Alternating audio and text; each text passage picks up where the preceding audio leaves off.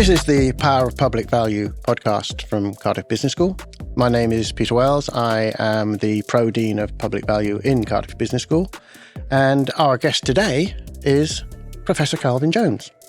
Calvin is a Professor of Economics in Cardiff Business School, and he's officially a future generations change maker, which we may touch upon later. And it's fair to say that his research and external interests have morphed quite considerably over the years, but with some recurring themes around inequality, sustainability, community, and Wales. In this episode, we will explore the contribution Calvin has made to instilling public value in Cardiff Business School, and perhaps a bit about where public value may go into the future and where Calvin's own work may go into the future. Calvin, thank you for joining us. Thanks for having me. Just allow our viewers and our listeners to understand a bit about your background. Can you tell us what was your journey that took you as far as the business school?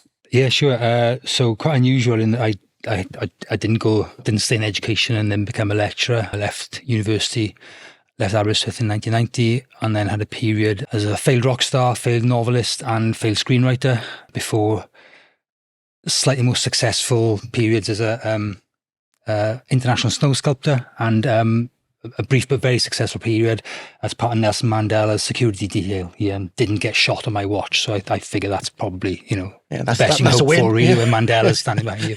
And then, working much of that time in the public sector and county council, and then in the days when they could do this, got appointed to the business school without a PhD, which I then did later on the back of some work I did around the Rugby World Cup, which was happening in Wales in the late 1990s. So quite a convoluted path, really. Yes, and so you've kind of got gravitationally pulled into university to some extent. I see you've brought a little prop with you today. Mm-hmm. I wonder if you could explain what that prop is and why you've brought it. Yeah, so this is an honorary life fellowship for something called the Institute of Welsh Affairs, which is Wales's kind of most impactful think tank, I guess, and they are all about making Wales better. And I'm quite proud of this because only about 20 of these exist, I think, which basically means you just get the magazine for free for life, which is quite nice. And don't have to pay membership. There's an annual dinner. There is an annual dinner as well, yeah. And that is in recognition for my apparently outstanding contribution to creating a better Wales. And, this is not just a humble brag. The point I'm trying to make with that is I think that's what academics should be doing. I mean, the work I did in the back of that on Wales's energy transition, the economic impact of energy generation in Wales, the need to become more climate resilient and so on, to decarbonise our industry. All that stuff had some publications, but the key thing that I ask myself is, did it make a difference in the real world?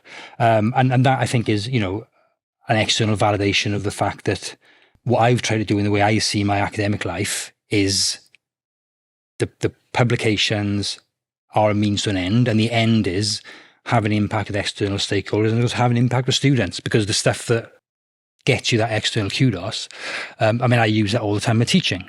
So when I talk about the need for the world to decarbonise, to become more climate resilient, to reduce inequality, to respond to new technologies, and to make sure those are used in a responsible way, all of that is intimately linked and interrelated with my impact work, with my research. So to me, that is a kind of holistic academic, and that's what I try to be. That clearly speaks to the whole public value piece. Of course, there are various antecedents to the taking up of public value in the school. It's not one person's project. And I think, arguably, the value of public value, so to speak, within the business school has been precisely that there is a broad constituency of colleagues who are more than happy to engage with it, and increasingly our students.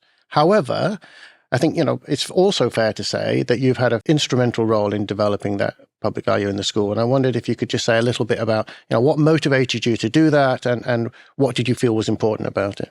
Firstly, the nature of the school itself motivated me, because along with other senior colleagues, Martin Kitchener, Dean at the time, particularly, and his predecessors, we knew Cardiff Business School was different.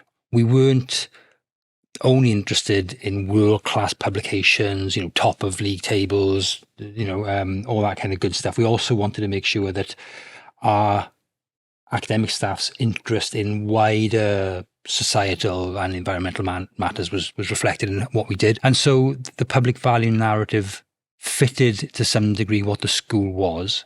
And I think what I was involved in is just making that more explicit and making sure we could bend our resources to things where we could make a difference. I mean, I always say, we should only do things as academics in the business school where we have the competence, the appetite, and the audience, so we can make a difference. There's no point trying to do brand new things in areas where we don't have genuine depth of knowledge.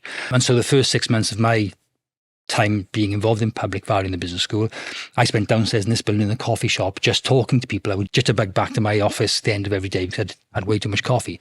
And I just took soundings and crowdsourced what people thought public value should be, could develop into, so that when we came to our grand challenge areas, of the initial 5 grand challenge areas, they genuinely represented what the school wanted to do and thought it could make a difference in. So that really is, is where I started with it. And that's proved fairly enduring. So I think it was the right thing to do.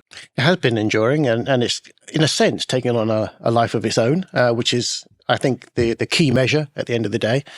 You've touched upon, in a sense, why you think it's important, but I wonder if you could just elaborate that a little bit more about the way you see universities fitting in society. Particularly in if I can say, the UK-US model, and particularly in business schools, we've gone through a period, since the invention of the business school really, where we've been really good at speaking to one particular part of society, and that's business, and that's often big business. And, this business school, along with many others, has helped large corporates become better in a number of ways, not just more profitable, but genuinely better in terms of CSR and other things. But I think what this business school demonstrates is that in a place like Wales, the big corporates aren't what matters. So Wales, for example, has lots and lots of micro and small enterprises, lots of social enterprises. It had really big issues with labour supply in terms of appropriate qualifications and skills, particularly in rural areas and post-industrial areas in the valleys where I'm from. And so, what I think you don't get or haven't had in the business school sector is the diversity of approach, structure, interests, which reflects that wider societal need, and particularly now with the climate and nature emergencies, to shift and the inequality issues we have. So when I look at the university sector, when I look at business schools, we are dedicated to quite a narrow remit, and we have quite narrow metrics. And I think public value, in my experience and my hope, is a way of busting out of that, so that we actually speak to a much wider range of stakeholders. Yeah. And I always say, we always see the kind of top 5% of businesses, the 5% most profitable, the 5% more engaged, the 5% who can afford a really good kind of marketing department, because they turn up at our door and they ask us things, they ask us to do things with them. We don't see the other 95% who often don't even know we exist. And those are the ones I think need our help most. And that's why I think this narrative here in this business school can do different things. And I was struck, when you were talking there, you at the very start, you kind of prefaced it with being in Wales. And it's always struck me that it's really important that we are in Wales. It makes such a massive difference. Do you think it's been supportive to be here in Wales? I mean, I'm thinking, for example, about the role of the Welsh government and so on. Absolutely. I mean, nobody's perfect, and I'm sure the Welsh government, in the darker moments, might admit they're not perfect as well. But what makes Wales we couldn't have done what we did, I think, in an English system which cares more about instrumental metrics, if I can say that. It cares more about league tables, cares more about research money, cares more about student experience as presented in very narrow kind of NSS scores and stuff. So when you are trying to do different things, the question will always be, what are you giving up? You're throwing the baby out with the bathwater. And I think what we were able to do in Wales is say, okay, we have a government which is, irrespective of its political colour, more interested in communities and communitarianism. It's more interested in the climate and nature emergency. It has something called the Future Generations Act, which says everything the government and public sector has to be future-proofed for future generations. So within that institutional context, what we call an authorising environment in tech speak, you get the space and autonomy to move, and you get support from ministers, you get support from, in some cases, I say businesses who are aware of what the local context is and aware that what you don't need from a business school is big flashy stuff, but just on the ground help for the stuff we're doing, for example, where we're helping to upskill business leaders, SME business leaders. So all that stuff gets a more receptive audience in somewhere like Wales. But the important thing is, of course, that what we do isn't just relevant to Wales. I mean, I try to think of the business school and hopefully the university as like a tree with its roots in Wales, but the trunk going up in the branches at global level where and research, intelligence, innovation goes up and down that tree. So we learn stuff in Wales which goes up, to because some of the stuff we're doing in Wales, particularly around things like the Future Generations Act and how that changes the public sector kind of sphere, that's genuinely globally groundbreaking. Some of the stuff that I've been involved in on measuring tourism emissions, I'm working with the United Nations on things like measuring the sustainability of tourism, because the stuff we've done in Wales at this spatial scale is unique in some ways. Right. So I see this as yes, Wales is really important, but we have to learn lessons from the global level and present our evidence back to the global level, because that's what academics should be doing, is looking for the universality. And particularly for other regions like Wales, which are peripheral, post-industrial, which suffer from big oncoming changes in its rural economy, for example, what we do here might be instructive for other places. So that's the kind of vision, I think. Yeah, this is really important though, because it repositions marginality, basically. Absolutely. And you see it as a strength as much as I mean, I think the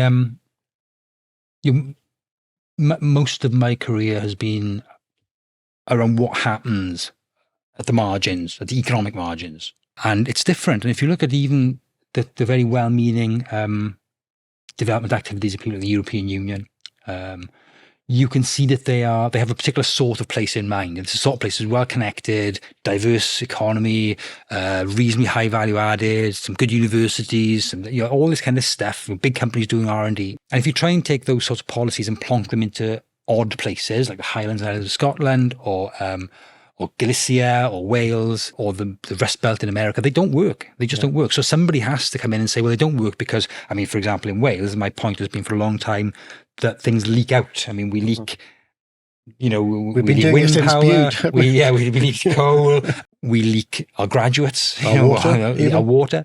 So that's something you have to take a moral viewpoint on that. You just have to accept it happens before you think about the policy should be to make Wales better. And, my argument would be that you need to think about local economies in a way which accepts that when you pour money into a local economy, if it all goes out through Tesco's and through Netflix and through Google and through all these other platforms, you can pour money in until the dying days of the universe and nothing will change. So those sorts of interesting facets of what happens at the margins and peripheral areas, I think are really, really, really interesting. Yeah, interesting. And in a way that speaks to also the need, obviously, in that sense. But one of the things you've mentioned a few times is this question of metrics and how we are measured, how we are measured as a school or as a university against the sorts of things that you've been talking about that we want to do in public value. And I see a real dissonance there. I wondered if you had any thoughts about how do we deal with this, and how would other institutions deal with it if they were looking to us for inspiration? How do they go on that journey when it must be quite high risk? We've done quite a lot of things which have been relatively low risk so far. So, for example, we did really well in the last research assessment exercise, the last REF. We had really good scores on our research environment and our research power and these sorts of things. So what we've done so far hasn't really dented our kind of, the institution's instrumental kind of position in the league tables and all that. I think the problem you've got is where you try to change the nature of what academics do. So what we found is that the way we present ourselves means that we attract academics, and increasingly done so, who want to work with us in like-minded ways, who are interested in genuine impact, but are still high-quality academics who are going to publish in some of the best journals. I think that the difficulty comes when you think about changing the fundamental nature of what business schools do. And if you were to say, for example, that we're going to spend much less time, say, teaching master's students or doing pure research, and instead we're going to spend more time doing things which are more widely impactful, and change the nature of academia. I think that's much harder to do, because then you are in a position where you accept you will fall down some of these rankings. So, and I think that's, the business school faces a challenge in terms of how it narrates that, and particularly where people are looking to us for inspiration. But I think we have to have our eyes on the long prize. So, some of the things I struggled with, for example, when I was doing your job effectively, was the fact that we have many, many students traveling a long way to take advantage of our education. If a student flies from somewhere in Asia, it's 3 tons, for the flight there and back. And that's a really big thing to tackle as a business school, because business schools are naturally reliant. As we all know, when we see when I'm recording this at the time, we're having a debate about students immigrating into the UK and not being allowed to bring their families. And so that's a really big problem from climate perspective. I think from a economic resilience perspective for business schools, because some of these large Asian governments stop sending the students. It's a dangerous dependency, obviously. So we have to accept we're in a system which is inherently vulnerable, but think about what sort of model would be more resilient in a world which was more climate responsible, more nature responsible, and more equal. And I think that would mean teaching a higher proportion of students from within Europe, within the UK, and within Wales. Relocalization of so I think that my personal view is, and my professional view in terms of the work I've done on carbon modelling, which is extensive, is that we can't carry on with the model we have as a public value business school. Who is our core audience? We've moved the needle quite a long way in the business sphere. We do a lot of stuff now with social enterprises. We've directed our research money into really valuable activities around, the big economic challenges and climate challenges, the big inequality and innovation challenges. We've done all that fantastic work. And I think now the teaching is the next thing, which is going to kind of raise its head as the elephant in the room. Yeah, it's an interesting one, because there's been a lot of discussion about the entire model for UK universities, and people saying the model is broken, and we know that the undergraduate courses don't actually pay their way.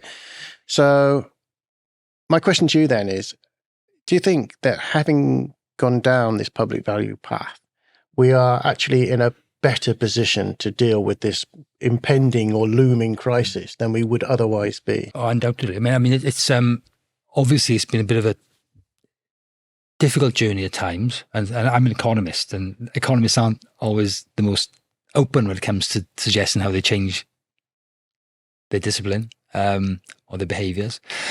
But we are asking the questions, I think, that no other business schools are asking. When I was deputy dean, I used to go to a lot of national and international events, not on planes, because again, I think there's an issue about personal responsibility as well as professional responsibility and professional direction. But when you go to these events, they tend to default to, how do we attract more students by having a better sustainability strapline? That tends to be where business schools and most universities are at. How can we green our campus so that our incoming international students feel that it's sustainable when they get here, without thinking about the big holistic stuff? Yeah. So I think, I've engaged with colleagues over the last few years around those big questions, in some cases quite uncomfortably. For example, staff travel, academic staff travel is a really big thing. We fly a long way to conferences in this business school and every other business school, and many other university departments. And that is climate irresponsible. Telling somebody that's climate irresponsible doesn't necessarily lead you to a very happy conversation. No. Because they're people have their own interests. They justifiably want their careers to progress by being seen at these big things. And, I've been told, well, the only conferences that matter happen in America, so I have to go 3 times a year. But maybe, but that implies a value set that you need to question. Yeah. But we've done some of that. So we understand at least what the big decisions are that will need to be made, I think, in the next 5 years. I think, so if you look what do you think will trigger that, though? I mean, what? The most likely thing, I used to, so at Karari, this is when people used to ask me what will happen to trigger the renewables revolution, I used to say, when the Saudi government falls and they stop exporting oil, there'd have to be a big shift, a global shift. Right. I think system shock. Yeah. So if, for example, we fell out even further with the Chinese government than we have already, and they just stopped sending their students tomorrow to Western universities. Which they could do literally at the stroke of a pen. That would concentrate minds very quickly on what the alternatives were for universities, and particularly business schools, because we are more exposed to that market than most. So I think the most likely thing is not actually us changing voluntarily. The most likely thing is that we will be forced into change, hurriedly, probably dysfunctionally, because the business model we have will fall apart. And then we'll have to move very quickly to reconnecting with communities and places that we've not ignored, but been less, concerned about over the last 10 years. Slightly to backtrack. You talked about how the way in which other institutions, other schools, other universities are sort of window dressing on their sustainability activities. I've seen a lot of this positioning their work in terms of the Sustainable Development Goals, for example. Yeah. And we see an increasing use of benchmarking metrics, including for sustainability, green university, etc. To me, one of the great strengths of the public value is we sidestep that. But it does lead to the question of, how do we measure how we're doing? Yes, we do sidestep it. I think we have an ethos, not a strategy. Yeah. So we should. I think even amongst more kind of reluctant colleagues, we are now in a place where we are thinking, what's the public value of this thing I'm doing? I was in a meeting with my economist colleagues a couple of weeks ago, and they were saying, well, everything we do is public value. Everything we do is public value, which is nice. It's very inclusive. It's very nice of them to even think that. Yeah. And what that means at the moment, when it comes to writing narratives about who we are, it's much easier because public value is the thing that we say we do. And everything we do is through this lens of, we're just trying to do the right thing in as extensive a way as we can. That's what we're trying to do. And that, I think, makes some of the narrative-based measurement, if you can call it that, easier. The assessment of what we do in terms of why we do what we do is much easier, because we say, well, we do public value, so we treat our PhD students better. Or our research environment is good because we know our staff are the heart of what we do and we have to treat them well. I think what I would like to see is, it's a very obvious thing, but we should be a low carbon business school, for example. We should be a clearly nature friendly business school. We are not those things yet. We should be also a business school, and we are making significant moves in this area, I think, albeit very early. We should be a anti-racist business school where you can get on irrespective of your ethnicity or socioeconomic background. And we've recognised that's a problem, and we're moving there as well. So I think there are on-the-ground obvious things that should emerge if we do the public value stuff properly. And I think things like, for example, when we had the San Francisco Declaration on the DORA versus DORA thing, we were very proactive in saying, right, what is DORA going to mean for us? Way before the university signed it. Okay, DORA means we can't be like ABS list, 4-star journals. That's what matters. We got rid of that very, very early. Yep. And we were telling people, I assessed, and you would have assessed lots of promotions, and you were not allowed to look at the journal and say, oh, the journal's got a big impact factor, that person's going to get. So we try and drive out some of those very metricized behaviors in favor of ones which are a little more real. It's contingent, it takes a long time. So I think that what I'd like to see is that continue. And for us as a kind of cultural journey. Yes. But for us to, from the public value position, decide what's important to us and rank ourselves on what we think is important, albeit with some maybe external quality assurance. When I spoke to the university about stakeholder engagement 6 years ago now, I said, well, do you have a list of all the businesses we engage with? Yes. Do you know how many are social enterprises? No. Do you know how many are SMEs? No.